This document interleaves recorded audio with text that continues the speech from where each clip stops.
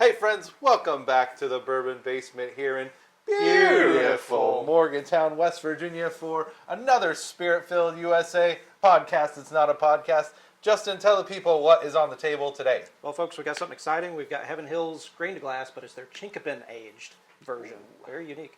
Let's get into it.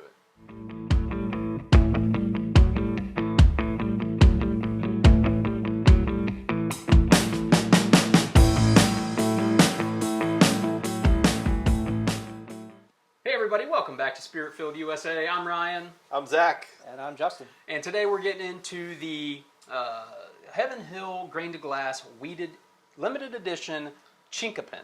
That's so much. That is a lot.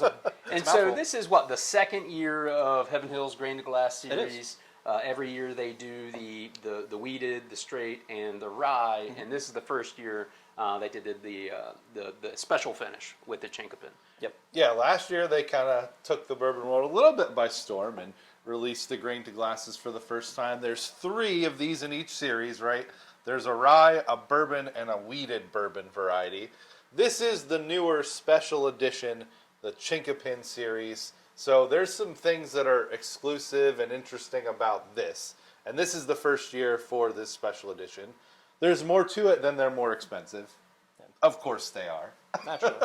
I ran into this down in Kentucky, actually at Heaven Hill's Distillery. Nice. I was like, oh my gosh, something brand new that we're not going to be able to get anywhere else. And then like a week later, it launched in a whole bunch of other states. So I was really excited for a short amount of time.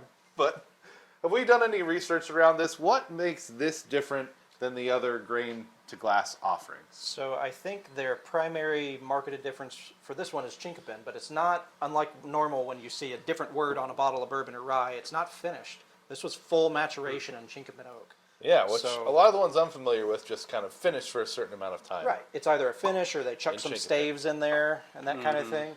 This is full Chinquapin oak that they finished this in. And it's 7 years? I think so. I think the entire grain to glass series is 7 years across the board, if I recall. Yeah, not on the bottle, but that's Yeah. what the distillery website has. And I think this is credit to Heaven Hill that they're trying to be much more transparent about sourcing and aging and locations in the warehouse. You can look up a lot of information about this particular expression on their website. They do have some interesting like corn varietals that they identified to grow, which is where like the grain to glass idea comes from, right?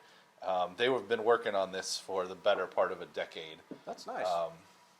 Identifying what they wanted to use for distillation and all that kind of stuff. This also has a lower barrel entry proof, I believe. It does. It was 107, I think. Yeah, so that's much lower than a lot of stuff you're used to from Heaven Hill. It is. Usually 125, is that right? I think it's normally 125? 125, yeah. They also worked with, I think it was Independent Stave Company for the Chinquapin, specifically barrels that they used for these. And it's in the bottle, it's 105. 105. 105. Yep. And MSRP is around 130, 140. It was 135 at the distillery, so I assume that's probably about $5 above MSRP. That's usually how they do that. Yeah, they don't want to outprice their Yeah, they're sensitive about their folks that are selling about their that. stuff. Makes sense.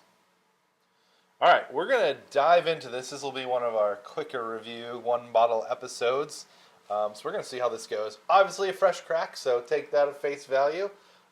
The color on this is quite lovely. Yeah, It's it got is. a red hue to it. It's a mahogany almost. Yeah. Rich mahogany. It's a rich burgundy mahogany. You see what I did there? yeah.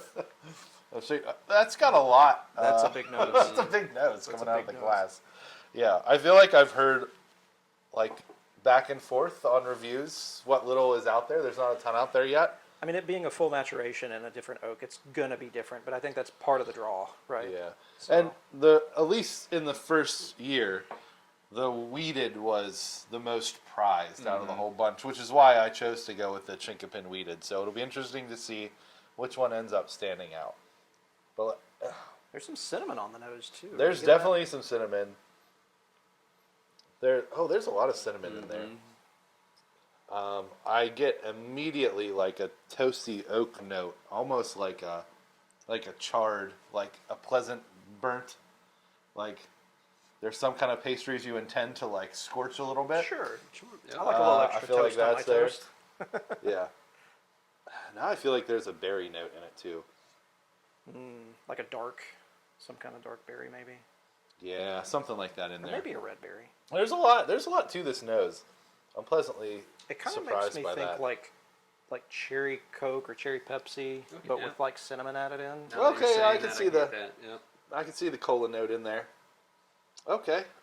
Let's try this out. Let's see where we want to go.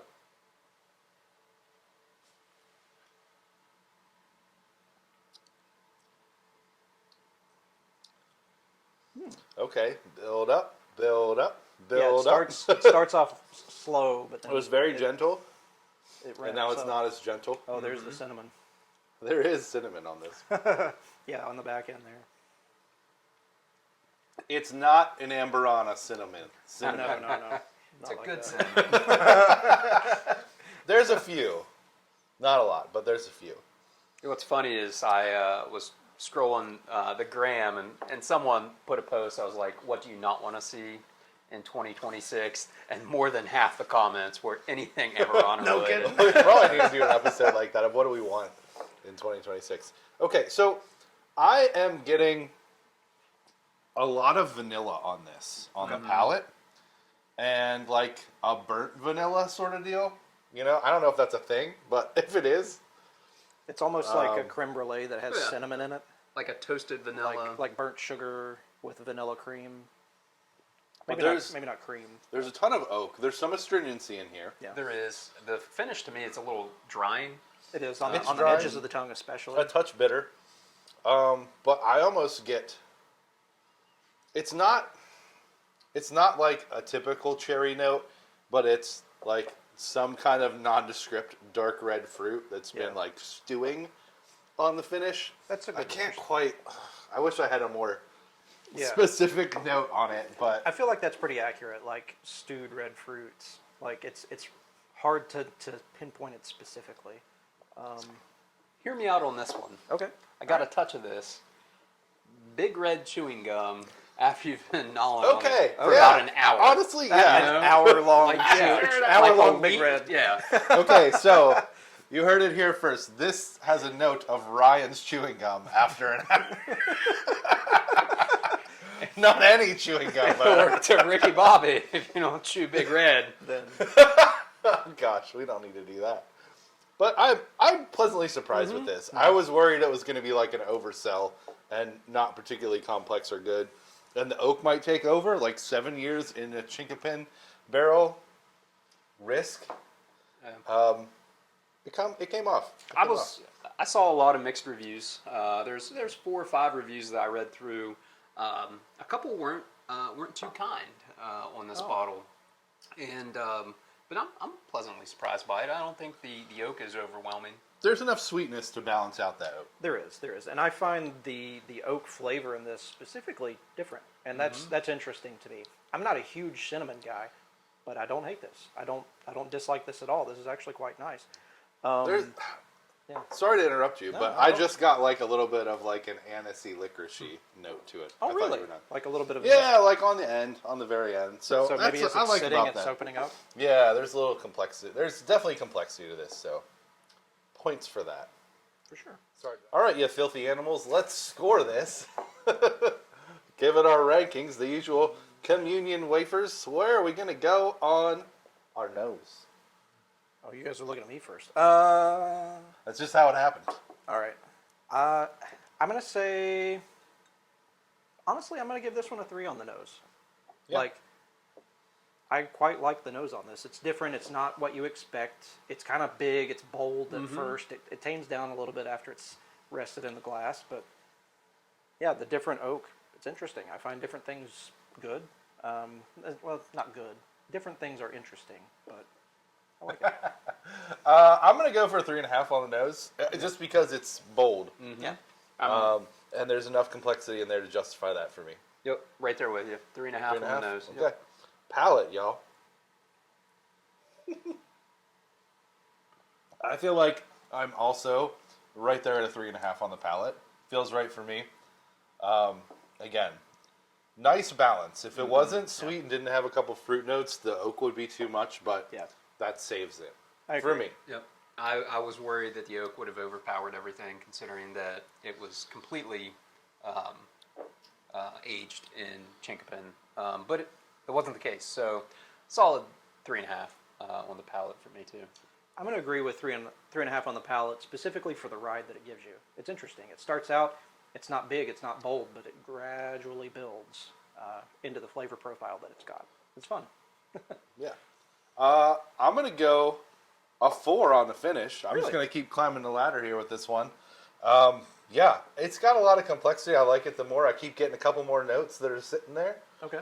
I can still taste it. It's been like 30 seconds since my last sip. Like, I really like the finish on this. I think the finish was what I would be the most worried about, but it's my favorite part. I am still getting that big red finish. I don't love the drying aspect of bourbon, of some bourbons, so that it dinged a point for me. Probably a 3 on the finish for me. Oh, the big red doesn't translate into the big It score. doesn't. No. Ah. I'm going to stick to 3 as well. I'm going to dial back down for the finish for a couple of reasons. One, I'm not big on cinnamon. This is decent on cinnamon. It's not crazy, but it's decent on cinnamon. And I'm also getting that sort of drying, biting feeling. The finish does last quite a while, so this isn't necessarily a negative score. Just not quite what the palate was, for me at least. Man, I'm glad I'm the one that bought this bottle. So Yeah. far. All right, what are we going to do overall? Because it is let's see. on the expensive Yeah. side at $130 to $140. Sure. You definitely shouldn't be paying any more than that for this, I don't think. I think I you'll probably be disappointed. Yeah. It's not the bottle for me at that price, but Yeah. that's just, having gotten to try it, thank you. But, yeah. And I would Zach, have rather paid less. take us through sort of what 2, 3, 4, 5 means when it comes to. Oh, what we yeah. think of the If bottle. we're doing... so I'll start in the middle. 3 is recommend buy a bottle. So if we go down to 2, it's like make sure you try it before you get it. 4 would be like consider some backups. And 5 is like every time you find it, buy it, buy the heck out of it. and right? 1, stay away from it. Yeah, 1, maybe not. Drain port quality. So I think if So- we average the scores, it's probably. But also, we didn't really get into sort of viscosity mouthfeel. It was sort of middle of the road for me too. I'd say so. Yeah, it had some legs, but not the longest I've ever seen. Yeah, I think it's middle of the road on that. I mean, what do y'all think with the thing? I mean, I really like it, but I think with the price, probably reels it back in a touch. Yeah, I think the price is Agree. like a ding on that, but also consider how transparent they're being with this series. That's a nice thing that you don't normally see. So it's not something you get in the glass specifically, but it's something to consider. Are we fighting between like a 3 and a 3.5? I'd say Is so. that the Yeah. ballpark So we're in? I mean, I'm on the 3 3 1/4 is what you're scale. Zach, you're probably on the 3.5. I'm probably on the scale. 3.5 scale. What scale are you Tiebreaker. at, Justin? A 3 or a 3.5? I'm going to say 3. All right, so we're gonna go for a 3 for the Heaven Hill Grain to Glass Chinquapin. You heard it here at Spirit-Filled USA. All right, everybody. So there you have it. The Heaven Hill Wheated Chinquapin limited edition, a 3 of 5. It's got a really pretty chopper. Can that make it 3.5 now? Trying real hard for that 3. You're trying to justify the price you paid for it, aren't you, buddy? I'm trying. But still, solid bottle. Definitely.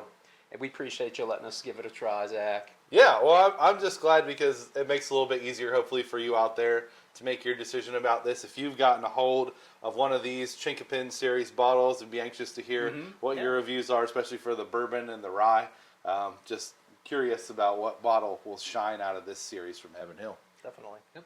And we appreciate you all for tuning in. Until we gather again, We'll be with you in spirit. cheers. Cheers.